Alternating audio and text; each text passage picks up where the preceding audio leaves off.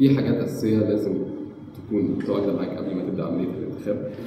ظرف حجم كبير، ظرف تاني أصغر، صورة من البطاقة الشخصية بتاعتك، وثيقة بتثبت اعتمادك في الدولة دي. الوثيقة دي بتبقى يا إما وثيقة الإقامة الخاصة بيك أو بتكون رخصة القيادة بتاعتك. ممكن لو أنت طالب بيبقى كارنيه الجامعي بتاعك أو كارنيه الخاص بالدراسة. بالإضافة لكده إحنا هنطبع من على الموقع بتاع اللجنة العليا للانتخابات الرئاسية بطاقة الانتخاب اللي يبقى فيها أسامي المرشحين كلهم، وهنطبع كمان حاجة اسمها إقرار السرية. الإقرار السرية ده هتكتب فيه بياناتك وهتمضي على الإقرار، وهيبقى فيه جزء خاص في الإقرار ده هتسجل فيه رقم التسجيل بتاعك أو اللي هو الكود السري بتاعك. عندي طريقتين هنتخب بيهم. أول طريقة إن أنا أروح بنفسي مقر السفارة أو القنصلية اللي أنا متسجل فيها. مجرد ما هروح هناك لازم يكون معايا الأوراق اللي هي بطاقتي، بطاقة شخصية.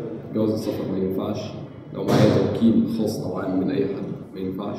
لازم يكون معايا البطاقة الشخصية اللي هي بطاقة الرقم القومي. لازم يكون معايا وثيقة اللي بتثبت اعتمادي في الدولة دي. لازم يكون معايا إقرار السرية. بغض النظر عن إقرار السرية، لو أنت هتروح بنفسك مقر السفارة أنت هتروح هيبقى معاك حاطط ورقة، طابع الورقة بتاعت الانتخاب بتاعتك، حاططها في قلب، معلم على الشخص اللي أنت عايزه، حاططها في قلب الظرف وقافل الظرف.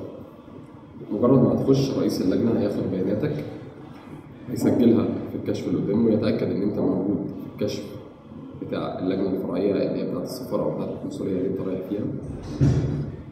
بعد كده هتاخد الظرف بتاعك وهتحطه في قلب الصندوق المخصص للاقتراع.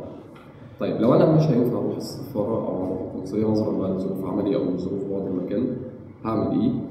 اللي أنا هعمله إن أنا هجيب في الأول خالص الظرف الكبير، هحط فيه صورة من بطاقة الرقم القومي بتاعتي، صورة من وثيقة اعتمادي في الدولة اللي أنا فيها، وإقرار السرية، وهجيب بطاقة الانتخاب وأحطها في الظرف الصغير ده، وأحط كل الأوراق دي وأقفل الظرف كويس جدا لأن الظرف لو مفتوح مش هيعطيك بيه، وأحط الظرف الصغير والظرف الكبير مع باقي الأوراق اللي احنا قلنا عليها، وأقفل الظرف الكبير كويس جدا، وهبعت المظروفين دول على عنوان السفارة أو القنصلية.